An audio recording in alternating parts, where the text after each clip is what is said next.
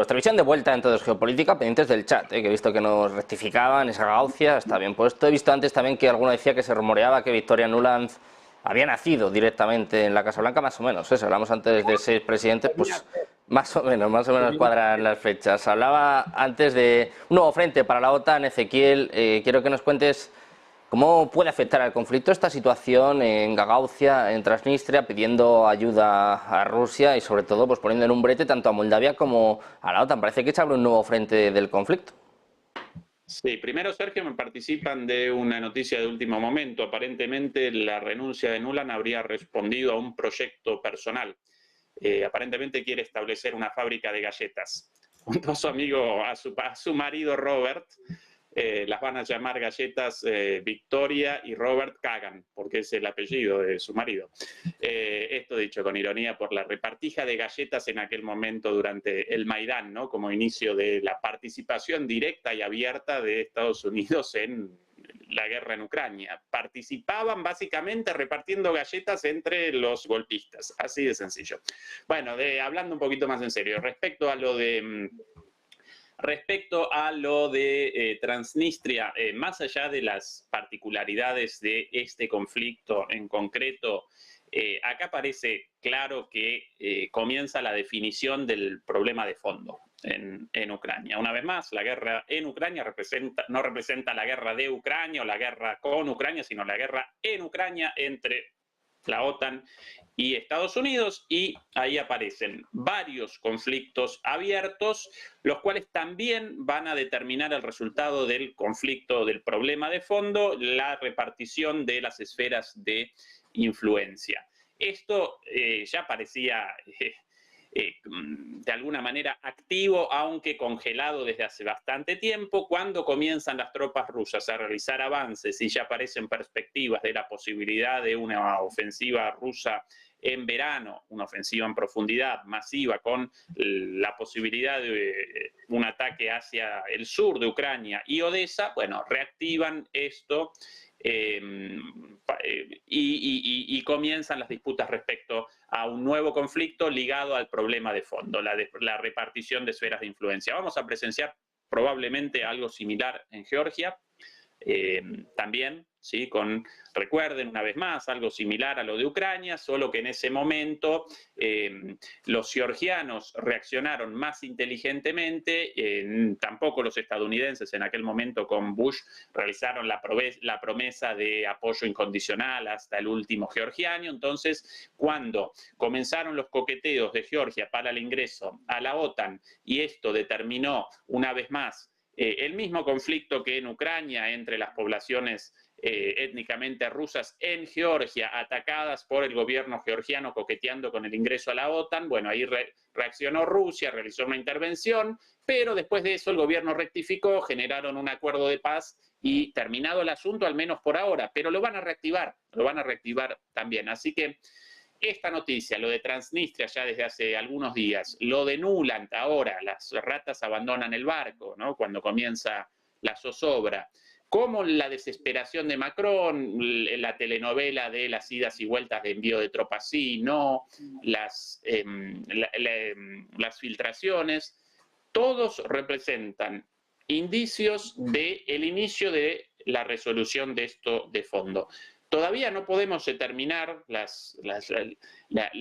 el resultado final, y de hecho la posibilidad de una guerra total aparece real entre las dos partes, pero sí podemos determinar la situación en la cual comenzamos ese inicio de la resolución, una situación de fortaleza para Rusia, de avances militares, una situación de decadencia y de debacle en la OTAN, Europa perdida, desesperada, en Estados Unidos Biden con demencia senil y Trump en una carrera acelerada hacia la Casa Blanca. Así que es el inicio de las negociaciones.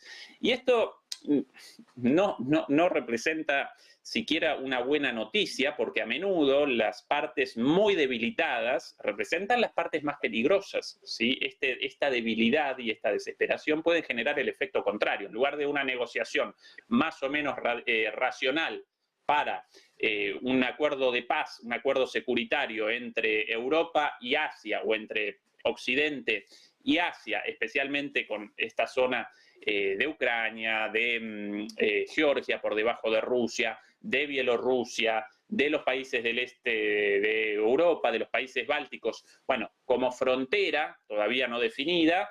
Bueno, en esta situación de desesperación pueden aparecer cosas, cisnes negros peligrosos, ¿sí?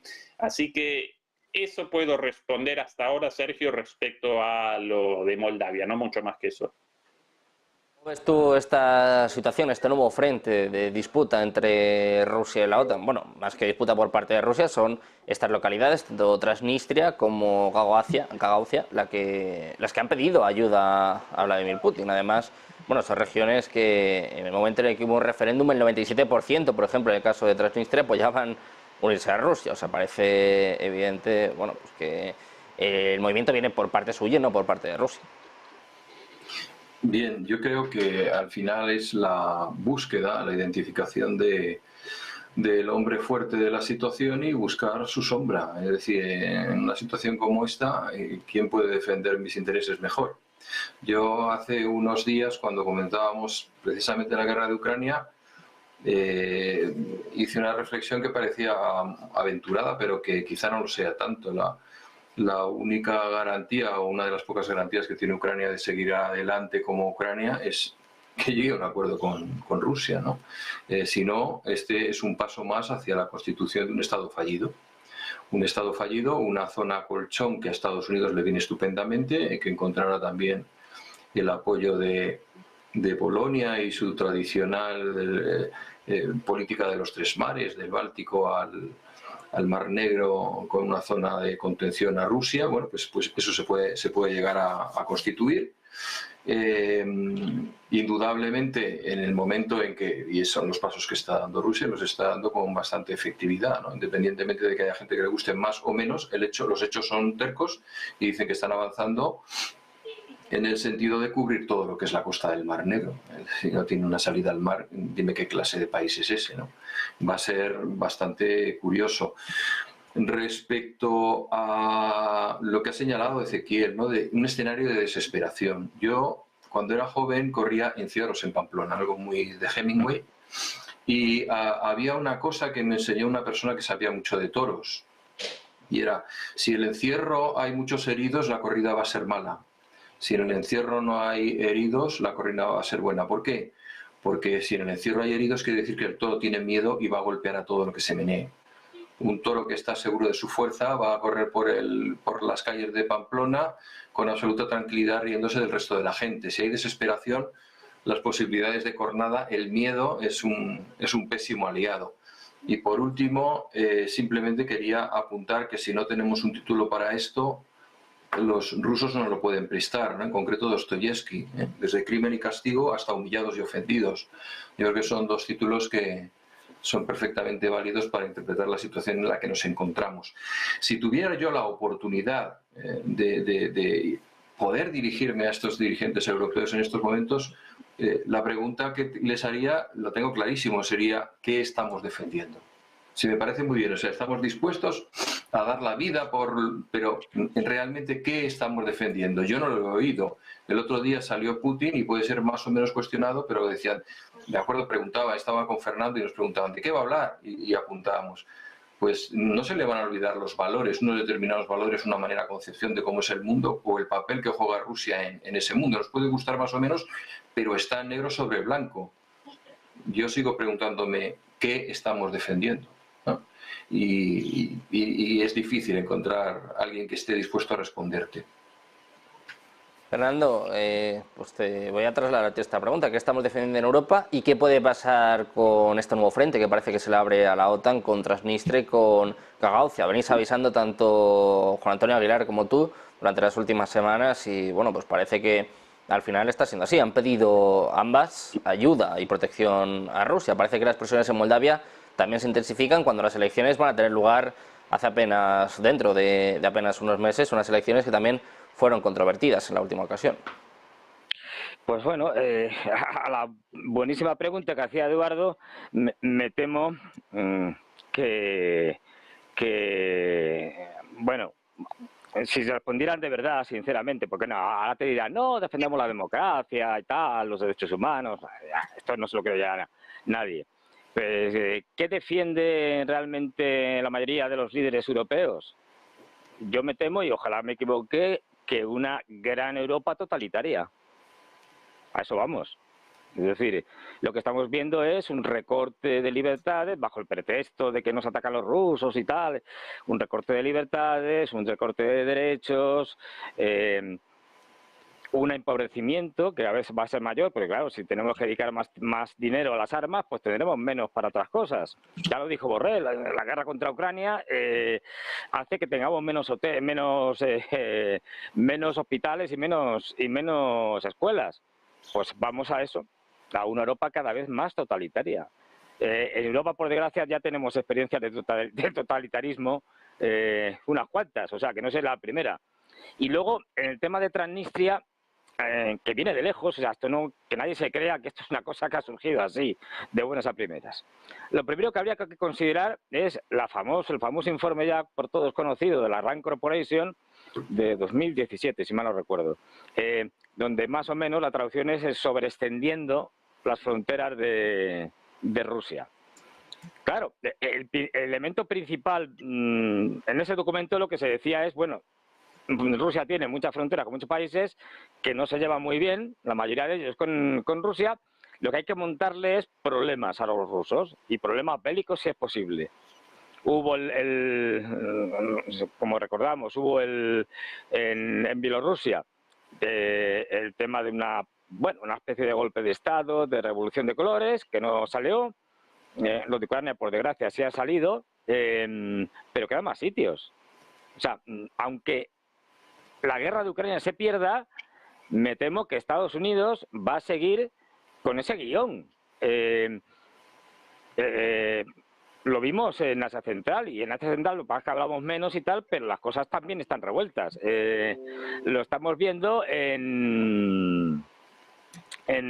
lo hemos visto con la guerra que hubo, la guerra de un día, entre Armenia y Azerbaiyán, pero todo apunta a que eso va a seguir por el famoso corredor de Zangezur. Siguen presionando, como señalaba Ezequiel, Georgia. Georgia el año pasado pudo desmantelar una revolución de colores, porque el gobierno de Georgia es racional, dice, bueno, a nosotros no nos gustan los rusos, pero ¿qué se le va a hacer?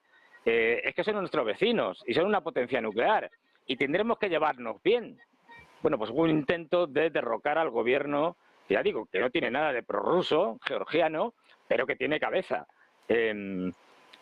Transnistria, Moldavia, es uno de esos sitios especialmente conflictivos donde se puede sobreextender otra vez eso que decía ese documento de la Rand Corporation, sobreextender las fronteras de Rusia, ¿no? ¿Por qué? Pues porque es el clásico conflicto congelado de hace muchos años. El conflicto no empieza ni siquiera en la época de Rusia, empieza en la época de la Unión Soviética, en 1990, cuando todavía existe la Unión Soviética. Ahí ya hay una división y enfrentamiento entre, no lo olvidemos, Transnistria, que es una franja estrecha poblada fundamentalmente por rusos, y el resto Moldavia por moldavos. Este conflicto, con algún pequeño vaivén y tal, ha estado más o menos congelado hasta ahora, y ahora viene el problema, que es que desde que empezó la guerra de Ucrania lo han empezado a reactivar los sospechosos habituales, es decir, Estados Unidos, Gran Bretaña, hasta el punto de que ahora mismo, en los últimos meses, la cantidad de ejercicios de la OTAN que se han hecho en Moldavia es espectacular. Evidentemente el ejército moldavo es un ejército pequeño y han sido ejercicios minúsculos, pequeños, que no han, digamos, llenado titulares, pero tremendo. Se ha estado preparando durante estos años a Moldavia para que cuando nos falle Ucrania, o si falla Ucrania, el siguiente en la lista es Moldavia, con una presidenta, María Sandu, que tiene nacionalidad rumana y moldava, y que su proyecto es rumanizar Moldavia, y que al final Moldavia termine integrándose en Rumanía. Ya tenemos un problema gordo. porque muy buena parte de los moldavos no están por la labor. Desde que está María Sandu, la represión contra la oposición ha sido cada vez mayor. La oposición prácticamente o está en la cárcel o exiliada o no habla porque no le dejan. Y aquí entra el problema de Transnistria. Y es que, fijaros que si Transnistria hubiera querido provocar un incendio, lo podía haber hecho. Podía haber dicho, pedimos la incorporación de Transnistria a Rusia. Ya tenemos un lío. Pero de los gordos. Y sin embargo, han sido lo suficientemente prudentes para solicitar ayuda económica, porque les están, los ucranianos por un lado y los moldavos por otro, les están haciendo un sándwich y impidiéndoles que llegue mucha de esa ayuda, y lo que han pedido es protección de Rusia, que es algo distinto. Es decir, ante lo que se viene, además que en Moldavia ya se dice que quieren incorporar Transnistria de una manera o de otra, vamos, por la fuerza. Le piden protección, porque entre otras cosas, del 500.000 más o menos de ciudadanos que hay en Transnistria, de población, unos 200.000 tienen pasaporte ruso. Es decir, son ciudadanos rusos. Tenemos otro problema aquí. Y no solo tenemos el problema de que si atacan Transnistria, que morirían ciudadanos rusos con pasaporte ruso, sino que además hay unos 1.500, quizá 2.000 soldados rusos desde hace décadas allí, que fueron como fuerzas de interposición y que están allí asentadas. Es decir, que un ataque a Transnistria supondría un ataque a esos 1.500 soldados rusos que están allí y, claro, obligaría a Rusia, obviamente, a responder de alguna manera. Pues, Fernando... A estos venimos que tienen, y no sabemos el estado en que está, el mayor depósito de armamento y sobre todo de munición de la antigua Unión Soviética está en Transnistria. Pues desde luego, Fernando, como estás contando, pues es evidente que hay que seguir pendiente de lo que ocurre en Transnistria, lo que ocurre con estos soldados rusos. La población rusa, como decías, prácticamente la mitad del territorio de Transnistria, lo que apunta a ser nuevo foco en este conflicto entre Rusia y la OTAN. Muchísimas gracias a los tres, Ezequiel, Eduardo, Fernando. Placer estar con vosotros una tarde más. Muchas gracias, buenas tardes.